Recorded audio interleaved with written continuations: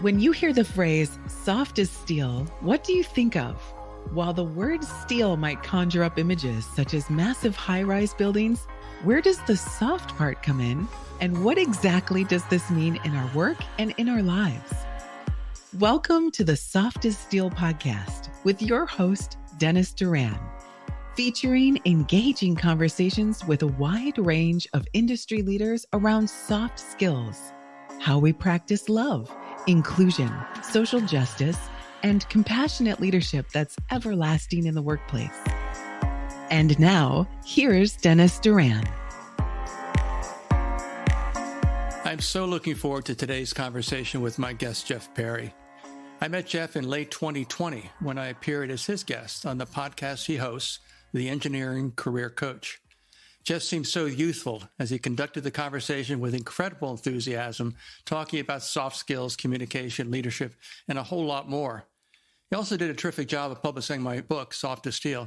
Jeff, thanks very much for that. In Jeff's words, describing why he founded his consultancy in 2019, More Than Engineering. As a software, mechanical, and manufacturing engineer, I designed and developed a lot of products and processes. Now I build people. This is where my joy and professional satisfaction comes from, being a part of helping others succeed and grow. Things he is excited about these days are related to employee connection, how we help people connect at the more human level to improve productivity, collaboration, and innovation. And I cannot fail to mention that this engineer also owns Engineering Swag. I said swag, and that's what they sell. So how about a t-shirt that says, "Engineers are people too," or "Trust me, I'm an engineer." Jeff, welcome to the Soft as Steel podcast. Dennis, so glad to be here. And what a fun introduction. It was fun for me to hear. A different one than I've ever heard before, but I love what you put together there and so grateful to reconnect here and chat again after we connected a few years ago. Yeah. And you did remind me before we got started that I was your first guest when you began hosting that podcast. And it was just as I described, as I recall it. In fact, I viewed it yesterday and I enjoyed it again yesterday. Good. So what we're going to do today will be something that people want to hear. You're doing great work, in the industry with engineers. Your passion is clear.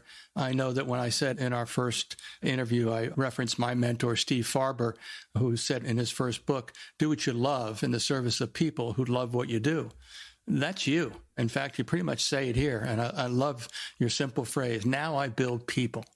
It's so important. It's so important in our industry. And the things that you said you were excited about, when I talk about connection, I talk about it at the basic human level. You're talking about it at that level as well, but even more how it relates to the beginning of relationships in the workplace. So say more about your view about this whole notion of employee connection. Let's start with that subject. Yeah, well, we could go all sorts of different places. I'll start with here, Dennis. Just recently, I don't know if you saw back in May, the U.S. Surgeon General put out a big health advisory for the United States, right? That says that loneliness and lack of connection are causing health problems to an extent that are at an epidemic level. Mm-hmm. Okay. And it's a multi-pronged approach to work with this, right? But some of the things that we can talk about, like 50 to 60% of surveyed people feel some degree of loneliness, right? The health effects of people feeling lonely and isolated and not connected have the same mortality consequences of someone who smokes 15 cigarettes a day. Mm-hmm. The consequences on their heart, their immune response, their mental health, risk of stroke, like all these things go up when people aren't connected to humans. And then you think about like the economic consequences, the cost of isolation, just from a purely healthcare cost, was accounted to like almost $7 billion of an increased Medicare expenses. Mm-hmm. But then on companies, even just absenteeism related to stress and loneliness costs employees $154 billion annually. Okay. So this is a bottom line issue, and it's the right thing to do when we can actually help people be connected. Because also think about on the positive side, when we can help people in teams, across teams, in organizations to connect with each other, productivity, collaboration, innovation, and all the things that we need to accomplish together goes up, right?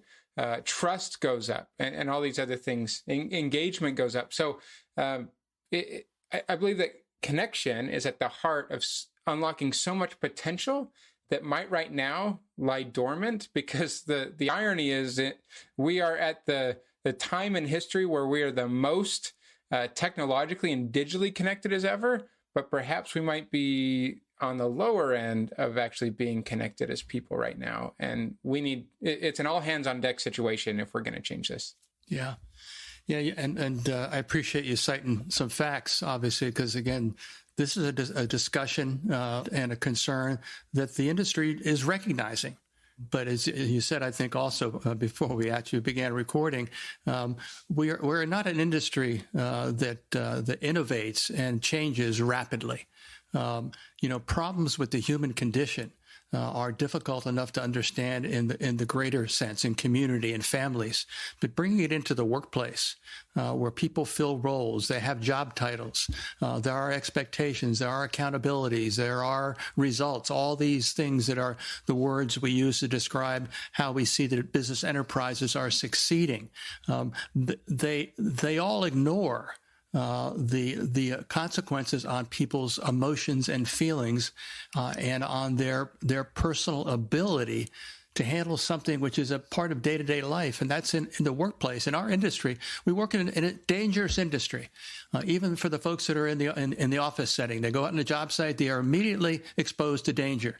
The people who rely on the front line to put work in place, every day they're exposed to danger. And when we have to talk about the fact that they have feelings of isolation, that they feel lonely, that they feel like that people don't care about them, the leaders in our industry need to be recognizing, that there is a price that has to be paid to try to focus on this, make this a frontline issue, a frontline opportunity. What are your thoughts about where leadership is in our industry right now around this whole notion that you've captured with a single word, but has so many prongs, this notion of dealing with improving connection? Right. So make no mistake, leaders need to lead, right? So connection, and this is recommended in that same advisory report from the Surgeon General, that the creation of connection in the workplace needs to be a corporate strategic objective, right? And leaders need to lead out on that. We can't just talk the talk. Leaders need to walk the walk. They need to really care and ask, hey, how are you doing? They need to be facilitating opportunities for employees to connect with each other. They need to be showing that they care about the person and the people behind the business results that are being generated, right? People can tell if you're only in it for yourself or if you're in it with them, right? Mm-hmm, mm-hmm. And so it's the connection, this with each other, because all too often there are plenty of headwinds that we're facing, right? With economic challenges, you think about increase in remote work can make it a little bit harder. In a lot of engineering and technology industries, I hear people talking about the challenges of generational gaps, where what the old guard and the new guard, and people want to hang on to how things used to be, and other people are willing to change, and some of the issues there. Sometimes there's a merging of companies or organizations, and it's like, okay, what's your culture? What's my culture? How are we going to merge these? And maybe you're after my job because we were doing the same thing in the different company. Like, there's so many things, right, that, could be working against us, or at least the challenges in the way to this. And so leaders need to lead. Mm-hmm. Right? They need to showcase that this is important and talk about it over and over again, and showcase that they want to do it. Now, are they going to be perfect? No, but by stating the intent and then continue to go back and asking for forgiveness, like, hey, I recognize, be vulnerable. I recognize I didn't do that well. I was too focused on me, and I wasn't after the connection in that moment. So, so stating the intent, but then asking for forgiveness and having the self-awareness to call yourself out, and asking others to call you out when you're not living up to your own ideals, right? That shows the people that you're leading that you truly care, that you're willing to really walk the walk and go through this process. It's not immediate, right? To build that trust and connection with people takes time, attention, and a reiteration of that intent over and over and over again. But when we can do that, then, you know, the people that feel like you're really there and supporting them, they're going to go slay dragons for you if they really feel that they're connected with you. And, you know, we could talk about connection with the organization as a whole and what the organization is trying to accomplish as well. Yeah. Yeah. I'd say building on your last thoughts, I can imagine, again, we'd like to think, let's stay at the top, let's stay at the upper levels of organizations at the C level and maybe their direct reports, just to kind of take a slice of the pie. But I imagine and a lot of them, the majority of them are still probably in the baby boomer generation. The millennials are filling in behind them now. They're now middle management. A lot of companies taking on important roles and responsibilities, and even Gen Z is getting into the game a little bit as far as managerial roles. But I can imagine, even with the best intentions, that some leaders will say as kind of okay, I hear what you're talking about with connection and caring and all that stuff. Well, how am I going to do that and affect every person in my 3,000 person organization? How can that happen? I mean, I can put out a video and say, you know, I care, and look at the camera very carefully, say, you know, I care about each and every one of you. I want you to know that's top of mind for me. But so how do you do it? And the obvious answer might be that you need to delegate to other people, you know, because leaders are not just the C-level folks in organizations, as you know well. They fall down even to the level of being the lead person or a crew leader on a project site. So how do we make progress so that we can be, as an industry, in a place that's different than we are today? Yeah.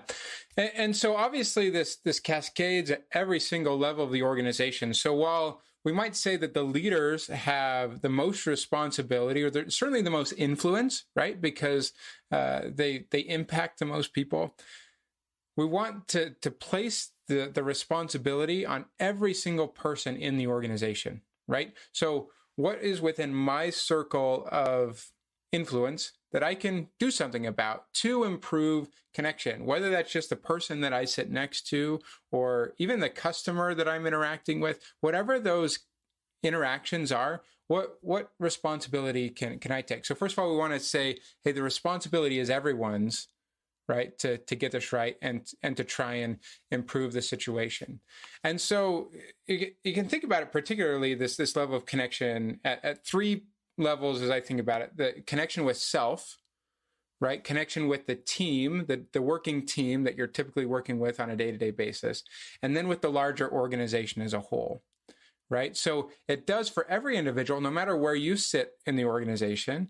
I need to be connected with myself. Do I believe and do I feel that the things that I'm working on a day-to-day basis, that I'm able to utilize my strengths, that the career that I'm a part of is connected with the things that I care about, my passions and interests, and the skills that I'm trying to hone and build, and also leveraging my strengths where I really feel like I can do some of my best work. Now, does that mean 100% of every single day is going to feel like unicorns and rainbows and, you know, everything just lining perfectly? No. But do I feel that connection to me and the things that I care about with the time that I'm spending in the workplace, right? Yeah. And that conversation can be had from a peer-to-peer level, the leader to someone that they lead on their team, and making sure that the alignment with what the person cares about is as much as possible aligned with, obviously there are business needs and tasks and responsibilities that need to be had too. How can we as much as possible align that? And where do they want to go? Like, everyone's at a place now, but, you know, ambitious, great employees want to go somewhere as well. How do we help them get there, coach them along the way? Yeah. And we can get to, you know, and so starts at that self level. Then we can get into the team, like how are people connecting, collaborating, interacting at the team level. Then the organization, you know, talking at that top level, like you were talking about, that leader at the top and their leadership team and others, they just set the tone. And so communicating over and over. Yeah, do a video, but one video isn't going to cut it. Like, this needs to be part of company-wide communications. And anytime you are interacting with anyone in the company, you need to be in that walking the walk state and trying to connect and understand and hear and listen to what people are telling you, so that they can be like, you know what? I think that the leader is really listening to us, and cares about us and what we're trying to accomplish, and is doing great things for the company. Yeah. So there's a lot that we could get into, but that kind of gives you those 3 levels that we can think about. How do we break that down a little bit more? So you use the term connect with self.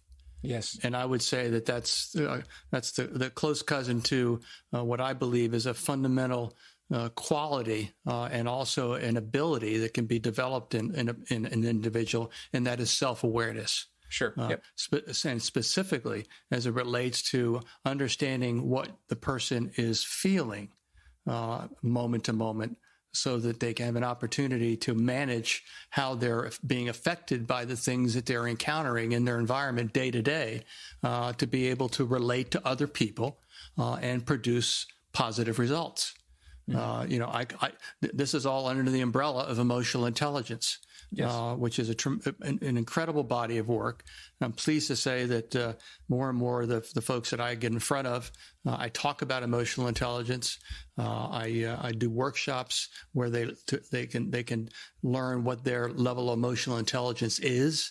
And this notion of connecting to self is hugely important, because, my belief, and I think I talk about it even in my book, that if you don't understand yourself, your ability and frankly your inclination or your mindset to be able to relate to others and understand them from a level of emotions or feelings is completely impossible.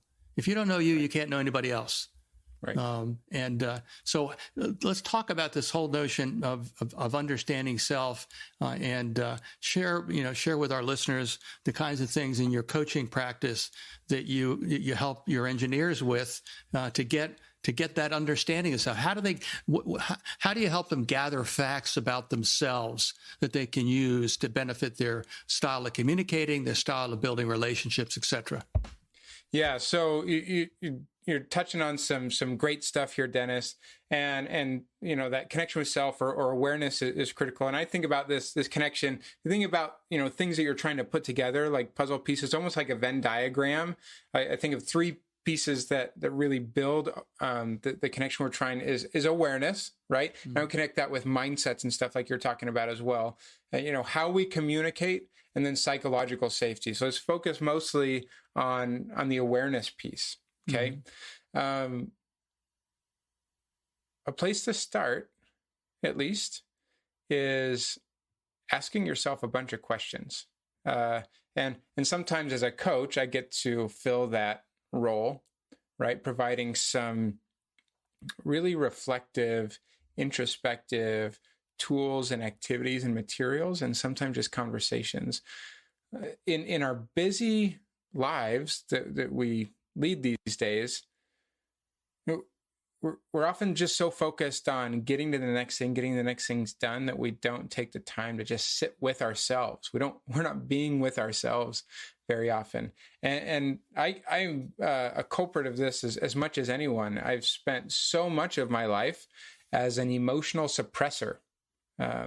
And some of that is some of the masculine ideals that, like, we're trying to, hold it all together and be everything for everyone, and some of that stuff. And I was trying to be, but what that meant was I was often putting on facades for others that were not really authentic to me, right? But I didn't really know what was authentic. I was not aware of that. And so it's taken me a lot of the last 4 years to continue to unravel that and connect with myself in deeper ways through coaching and therapy and other things that I've been involved in to help me connect with these things.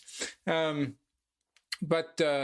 so you're just asking yourself some questions, especially in the workplace setting, right?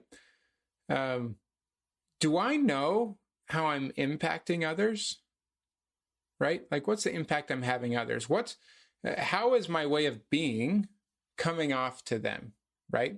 Do I know that? Do I understand that? And do I even care, right? So starting to ask about our impact on others, right? Because so often we might have a tendency to point fingers at other people when things are going wrong, but pointing it back at ourselves, like what responsibility can I take here?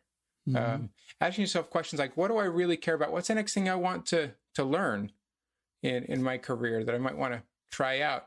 Can I even identify my strengths, right? The things and the areas and the moments and the situations where I'm really doing my best work. Am I aware of that? If so, then you can start to optimize and try and advocate for and raise your hand for opportunities where you can do more of that work, which is going to be good for you. You're going to enjoy it. It's also going to be good for the organization if it aligns with the things that need to be done, because you're going to be in kind of your genius zone, right? So these are just a few things. Asking yourself some of these questions, spending some time reflecting, get out a journal or a piece of paper and turn off all the other distractions. It's also great to ask people who you feel like know you well. So ask the people that you work with, ask the people who are close to you, your close family, friends, partners or spouses, others who spend a lot of time with you. What do they see in you? Some of these strengths and those things that you care about that they might see in you that you don't see. Because sometimes, it's kind of like an opportunity to look in the mirror, right? But sometimes the mirror that we look at when we're just looking at ourselves, because of our mindsets and what we're believing about ourselves, might be a little bit distorted. So to get the reality of it, we might need someone else to hold up their mirror of us to see some of those things a little bit clearly. You're very subtly referring to something that I have a lot of thoughts about, and that is a person's qualities, or better known as soft skills. Yeah. And that's the space that all this plays in. And in fact, as you may recall in my book, one of the questions I posed in the book was something along the lines: if I were to ask someone to describe you, someone that knows you well, how would they describe you? And I think, as I recall, I put a few of the answers in the book that came as verbatims out of my interviews. And in general, if you ask a person that knows you well, in the workplace or otherwise, to describe you, and particularly in the workplace, their first 2 or 3 thoughts and pieces of feedback may be with regards to your hard skills, your capabilities, how you fill the role from a technical standpoint. But right behind that are going to be words and phrases that describe how you are when you do what you do.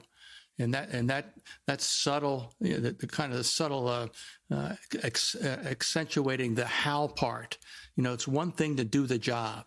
And a person can do the job very well, but it's how they are when they're doing it that determines how successful they will be in having their results appreciated by their organization, having the results of their efforts appreciated by their customers, by the people they work with and the people they work for.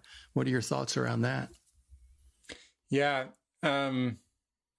it's how we are. I would also say who we are. Right. So going back to like the mindset idea, like our mindsets drive not just what we do, but how we do it. Like we're talking about, like you can do the same action, but with a different mindset will come across completely differently.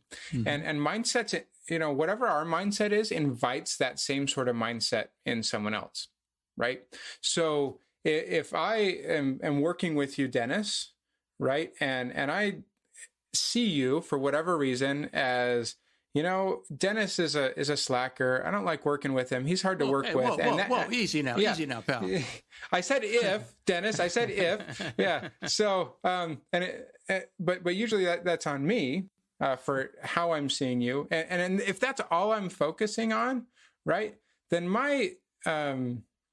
we might come into the meeting and I might say the things. Oh yeah, these are things we need to get done. But you're going to sense probably some of that hostility, some of that negative feeling. I'm going to come off cold probably to you instead of more willing and open and wanting to collaborate, right? Contrast that with a version of me that sees Dennis, okay, Dennis might be having a hard time. I don't know exactly what's going on right now. Even if, your performance isn't as high as I would like it to be, maybe as your leader or something, right? But if I am curious, right, and I care about you as a person, and I understand that you have needs and objectives and challenges that you're facing that I may or may not understand, right? Mm-hmm. Then I can start to get curious about, okay, instead of just thrusting things on Dennis and coming off cold, how can I get curious about what Dennis is trying to accomplish and maybe the challenges and maybe why his performance isn't up to snuff currently, but maybe we can work together to make that happen. I think curiosity is the gateway to understanding and connection. The whole other model I have around that, if we want to explore it, but just this idea of getting curious with people is so critical, and it can unlock the more positive feelings and conversations and mindsets for establishing the connection and the mutual understanding together that we need to do great work together. Yeah. So now we're creeping into the area that, at least topically, starts to move into the need for people at all levels in organizations, but certainly for leaders to do everything they can through their words and their actions to promote the reality that every person is different from every other person.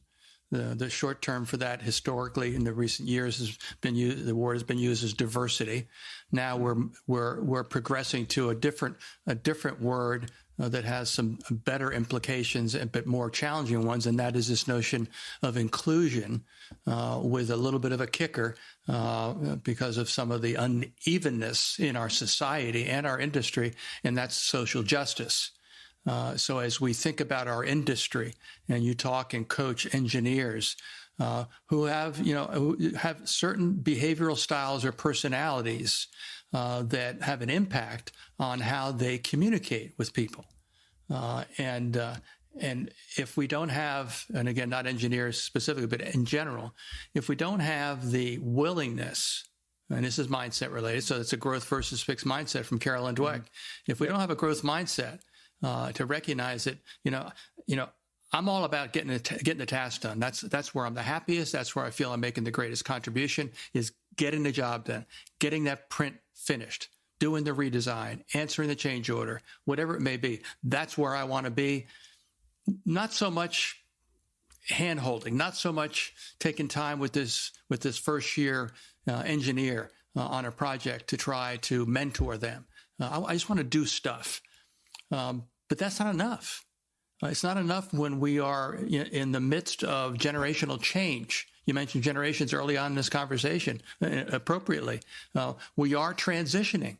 The numbers of boomers are dropping, very, very rapidly. The millennials are filling in behind them, but those millennials and the Gen Xers, by the way, because they're always kind of forgotten. Those two generations are right there behind us, and the millennials in particular, and then Gen Z, they've got a little bit of it in their value framework. They've got some of this. We're all different from each other, and that's something we have in common. So let's build on commonality. Let's be inclusive, and let's be fair. So again, where do you see leaders as you relate to them now? Where do you see the leaders, trying to do things differently to promote everything I've described? And we already threw in the harsh side of this, which is mental wellness, addiction, suicide, all those kinds of things. There's just so much going on. We're the 10th worst suicide rate of all industries, 10 times the suicides in construction. You know all about that. So it's a hodgepodge of things I just said, but where is leadership? Where's leadership right now in terms of trying to pick out the difficult conversations, as well as try to bring the positive conversations, saying we can do this, we have to do this. It's fair, it's inclusive, and it's good for business. Yeah. So what comes to mind, Dennis, is thinking about the impact you have on your people in work and outside of work. I don't know if you've ever read a book that I love by Clayton Christensen, the late, he was a Harvard Business School teacher, best known for The Theory of Disruption, The Innovator's Dilemma, but another book that he read towards the end of his life called How Will You Measure Your Life? Okay.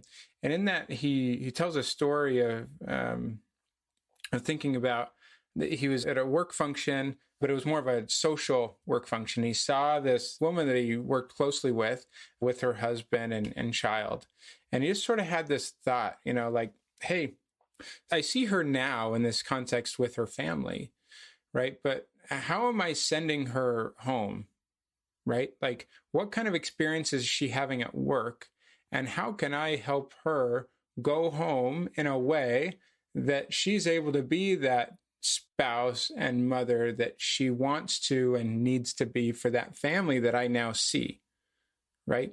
Mm-hmm. And by the way, if she's more fulfilled and connected to the things that she's doing at work, she's going to do, better work while she's at work rather than getting to things like burnout and overwhelm and toxic stress and some of those things too. And so looking at every individual that we have the responsibility to lead as much as we can and saying, how can I create an environment where we collectively can go home and be the people in our families and our homes and our communities that we want to be, so that when anyone's walking around with my company badge on a t-shirt or a jacket or something, that the people around them say, hey, they're representing us as a company, but those kinds of people are the people we want representing because they're good people in their homes, in their communities, right? Mm-hmm. And that's in part because of the influence that we can have as an organization in the kinds of people that we are and the way that we're building people to become the best version of themselves. Yeah. Right. And as a white heterosexual Christian man, I'm no expert on the diversity piece, which is a big deal. And I'm not a part of a whole lot of minorities, but I just see this connecting with like, hey, all of us are humans. We have human struggle. And no matter where we come from, we're at a different point together here in this moment. Can I connect with you at a human level and be alive to the opportunities and challenges and things that you care about in a different way? Be vulnerable with myself so that we can do great work together, but also, care about each other, take care of each other in the whole realm of life. Work is a huge part of it, but, there's just one piece of us living the life that we care about living. Yeah. I think those thoughts are great thoughts for closing, but I want to say one thing and ask you one last question. One of the things that I say quite often with regards to this whole notion of connection, but also then building relationships, is, the reason I titled my book the way I did, because I threw the analogy of steel to long-lasting structures, and that soft skills are to relationships what steel is to a building. Right. That's why I think they're the difference maker is the way I would say it. So my last question, and be succinct, not that you talk too much, I talk too much, but what is the one piece of advice that you would give a leader who asks the question, what can I do today to make a difference? Yeah. Ask questions. Good answer. Yeah. Ask questions. And in particular, I'd start with today, ask questions to work on those things that help you gain more awareness, right? Yeah. So ask those around you how you're impacting them, and ask them, therefore, for you to gain awareness of yourself and also gain awareness of them and what they care about. Ask them questions about them, the things that they're trying to do, accomplish, the things they care about inside and outside of work. So you're aware of yourself. You're also aware of the people around you. When you are aware of them, then you can take them into account instead of just what you care about as well. So ask some great questions. Good. And see where that takes you. Excellent. Excellent. Jeff, they tell me to keep it to like 30 to 35 minutes, which I try to do. It's hard. I mean, you and I could have talked quite a bit more. I'm delighted to be with you again today. I'm just very pleased for you that you're enjoying success in building your consultancy and continuing doing great work on your podcast. I wish you only the best. And I'm very grateful that you took time to visit me today on the Soft as Steel podcast.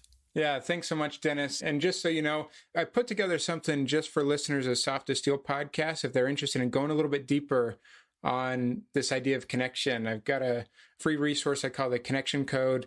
And so you can go to jeff-perry.com/softaststeel to go grab that if people are interested. Great. Thank you so much. I hope people will do that. I certainly will, because anything that's free, I want.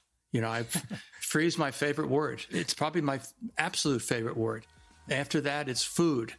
So, there you have it. Thank you so much for your time, Jeff. Yeah. Thanks, Dennis. Take care. Thanks for joining us today for this episode of the Soft as Steel podcast with your host, Dennis Doran. Dennis is the author of Soft as Steel and a leading speaker and trainer for organizations across many industries and verticals. To learn more about the work Dennis is doing to activate soft skills in the workplace, contact him at dennisduranspeaking.com. Be sure to check out his book, Soft as Steel, on Amazon or wherever books are sold. You can subscribe to this podcast on iTunes or wherever you'd like to get your podcasts. And please remember to share this episode with your friends, colleagues, and anyone you feel would benefit from the conversation. We'll see you next time on the Soft as Steel podcast with Dennis Doran.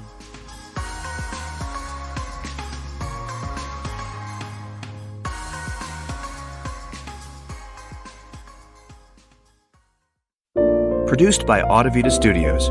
Connect your voice to the world.